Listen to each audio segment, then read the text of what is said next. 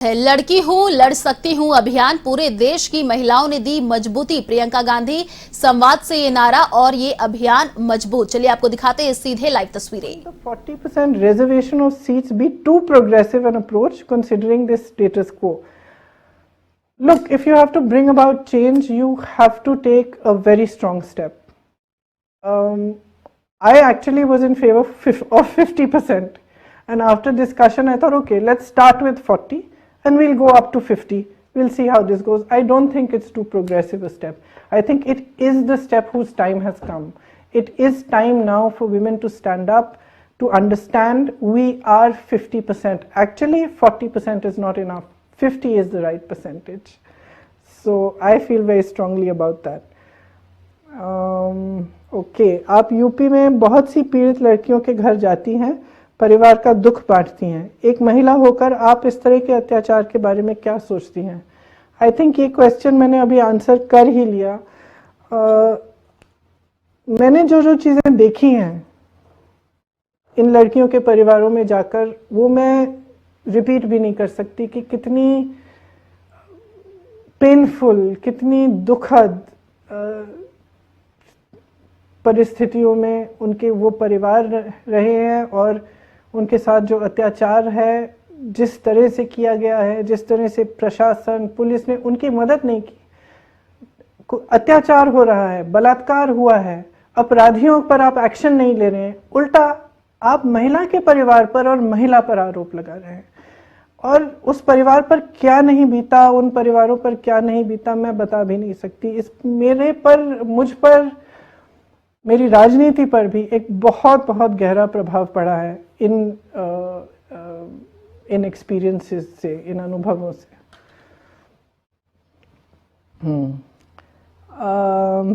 एक और अच्छा, ये इंटरेस्टिंग क्वेश्चन है। नफरत भाजपा की सबसे बड़ी ताकत है, इससे आप कैसे निपटेंगी?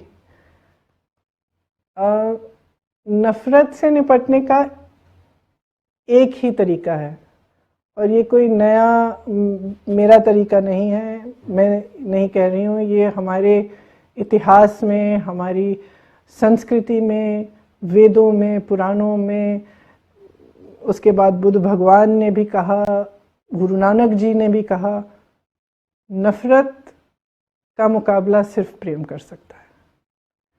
सिर्फ जो नकारात्मक चीज़ है उसके सामने कोई भी नकारात्मक चीज़ अगर हम डालें तो हम उसी चीज़ में, उसी नकारात्मकता में हम फंस जाएंगे।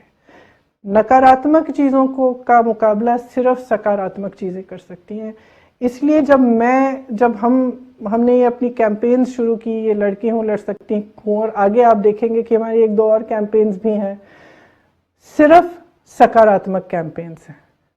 हम नहीं चाहते कि हम किसी भी नकारात्मक बात में पड़ें। हमें परवाह यह है कि हम विकास कैसे लाएंगे, हमें परवाह यह है कि हम महिलाओं को सशक्त कैसे करेंगे, हमें परवाह यह है कि हम नौजवानों को रोजगार कैसे दिलाएंगे, हमें परवाह यह है कि जो तमाम हजारों नौजवान हैं जो बार बार परीक्षाएं दे रहे हैं, बार बार किसी एंट्रेंस टेस्ट के लिए या रोजगार के लिए वो जितने टेस्ट होते हैं वो दे रहे हैं, किसी घोटाले की वजह से फिर से देना पड़ रहा है, टेस्ट देने के बाद आपको कट ऑफ मार्क आपका बदला जा रहा है।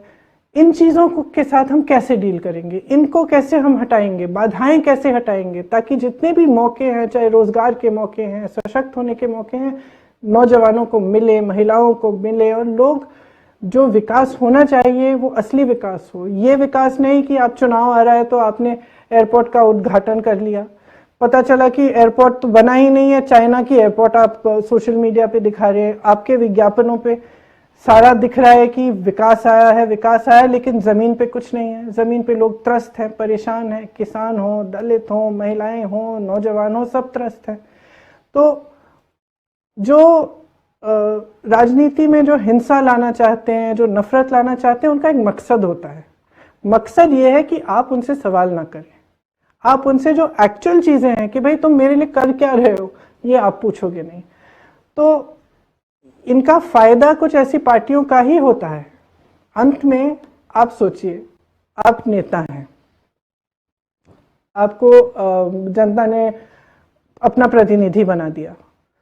अब आपको मालूम है कि 5 साल बाद जब चुनाव आएगा तो मैं धर्म की बात करूंगा, मैं जाति की बात करूंगा, नफरत की बातें करूंगा, तो वोट मिल जाएगा मुझे। तो आप काम क्यों करेंगे?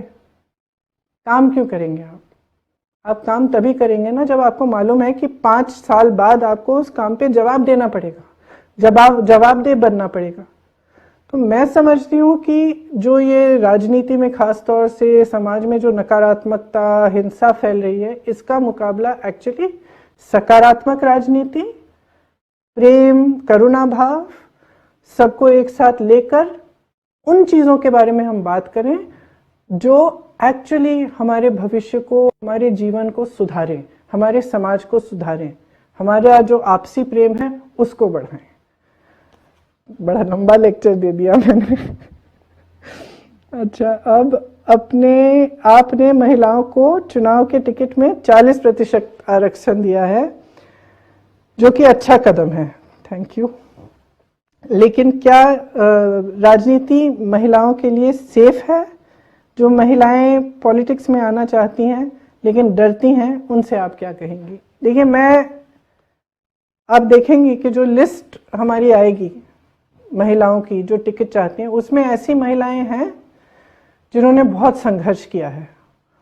मिसाल के तौर पर मैं बता देती हूँ कि एक महिला जिसने पंचायत का चुनाव लड़ा और भाजपा के कार्यकर्ताओं और नेताओं ने उससे लड़ाई की, उसकी साड़ी फाड़ दी, और हमारी पार्टी में नहीं थी, वो समाजवादी पार्टी में थी। मैं गई, उनसे मिली उस समय। वो चुनाव लड़ेंगी, उनको मौका मिल रहा है। क्यों? देखिए, क्योंकि, और मैं उनसे कह रही हूं कि आपकी सुरक्षा हमारी जिम्मेदारी है, हमारी पार्टी, पूरी पार्टी आपके साथ है। आप खड़ी होंगी, आप खड़े होइए, आप लड़िए, हम आपके पीछे खड़े हैं, हम आपके लिए लड़ेंगे। तो मेरे ख्याल से ये हमें कदम उठाना पड़ेगा।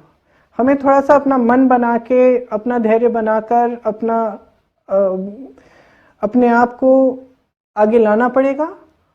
और जब हम एकजुट होंगे, जब पूरी कांग्रेस पार्टी उस महिला के साथ खड़ी है, तो उसकी सुरक्षा ऑटोमेटिकली उसको मिलेगी, उस पार्टी की मजबूती से, हमारे समर्थन के साथ, और हम उसके लिए समर्पित हों, उसके साथ वो खड़ी हो पाएगी और उससे सुरक्षा मिलेगी। तो मैं ये कहना चाहती हूँ कि अगर आप महिला हैं, आप पॉलिटिक्स में आना चाहती हैं, आप डर रही हैं, घबरा रही हैं, मेरे पास आइए, मेरे से मिलिए। आपकी जो घबराहट है, आपकी जो फियर्स हैं, उसके बारे में हम बात करते हैं, उसको सुलझाते हैं, और खड़े हो जाइए हमारे साथ। अच्छा, I have gone through few visuals in which it has been mentioned 40% reservation in Vidhan Sabha. So my question is this reservation limited to politics, or in government jobs also women will get 40% reservation? देखिए, हमारे घोषणा पत्र में जो शक्ति विधान हमने महिलाओं के लिए लिखा है, उसमें हमने बहुत क्लियरली बताया कि जो 40% हम टिकटों के लिए दे रहे हैं, उसी तरह से 40% सरकारी रोजगार में, हम नौकरियों में हम देंगे, बशर्ते कि जो एग्जिस्टिंग रिजर्वेशंस की जो रूल्स हैं वो उनको हम नहीं तोड़ेंगे। मतलब जो ऑलरेडी रिजर्वेशंस हैं उसके अंदर हम 40% महिलाओं को रिजर्वेशन देंगे। तो फिर से मैंने हिंदी में इंग्लिश का क्वेश्चन आंसर कर दिया। उत्तर प्रदेश स्वास्थ्य सेवाओं में देश में सबसे निचले पायदान पर है। आपके पास क्या कार्य योजना है जिससे हमारी स्वास्थ्य सेवाएं बेहतर हो जाएं? ये शायद अभी 2:27 हो गए हैं, तो ये आखिरी क्वेश्चन में लूंगी। इसके बाद जो अगली बार मैं आपके बाकी क्वेश्चंस ले लूंगी। ये मैं एक्चुअली मैं पढ़ के बता देती हूँ अपने मैनिफेस्टो से, क्योंकि इसमें काफ़ी चीज़ें हमने रखी हैं सेहत के लिए। जैसे आपने बिल्कुल सही कहा कि उत्तर प्रदेश एकदम निचले पायदान पर है सेहत के मामले में, और खासतौर से महिलाओं की जो सेहत है उसके लिए। तो जो पूरा जो स्वास्थ्य का जो स्ट्रक्चर है, हेल्थ का जो इंफ्रास्ट्रक्चर है, उसको मजबूत करने के लिए हमने काफ़ी सोचा और किस तरह से किया जाएगा। कुछ पॉइंट्स मैं आपको पढ़ के बता देती हूँ जो हमारे मैनिफेस्टो में है। जैसे पूरे राज्य में प्राथमिक स्वास्थ्य केंद्रों और अन्य चिकित्सा सुविधा केंद्रों में डॉक्टरों और कर्मचारियों में सभी रिक्त पद भरे जाएंगे। तो